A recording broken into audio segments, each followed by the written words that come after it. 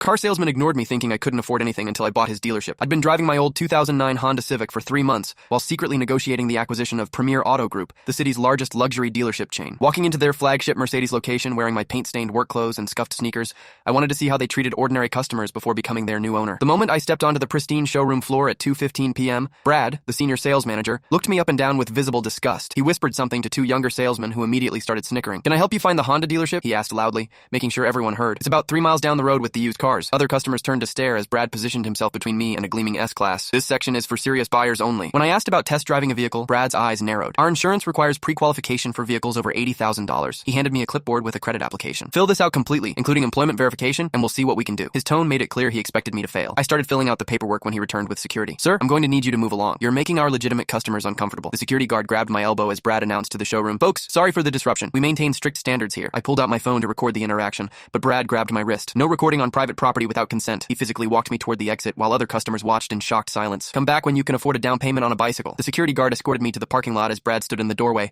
arms crossed, making sure I left the premises completely. Through the glass windows, I could see him returning to his desk, probably celebrating the removal of an undesirable element. 20 minutes later, my lawyer called during their afternoon sales meeting. "Mr. Peterson, the acquisition papers are ready for signature. Premier Auto Group ownership transfers to you at 4 p.m. today." I put the call on speaker as I walked back through the same entrance. Brad's face went from annoyed recognition to confused panic as he heard the lawyer's voice. "The $47.3 million purchase includes all inventory, staff contracts, and operational control." Brad dropped his coffee mug, the ceramic shattering across the marble floor. The transformation was immediate and pathetic. Brad's arrogance crumbled as he realized he'd just physically assaulted his new employer and humiliated the owner in front of customers and staff. He stammered apologies while other salesmen backed away in horror. The security guard who'd grabbed me stood frozen, understanding his career had just ended. "Mr. Peterson," Brad whispered. "I had no idea. If I'd known." I cut him off with a raised hand. "You knew exactly who you were serving, a customer." The consequences were swift and systematic. Brad was terminated for discriminatory conduct and assault within the hour. The security guard lost his contract immediately. I implemented mandatory bias training for all remaining staff and established secret shopper programs to test for discrimination. The incident was reported to state licensing boards, effectively ending both their careers in automotive sales. 2 other salesmen who'd participated in the mockery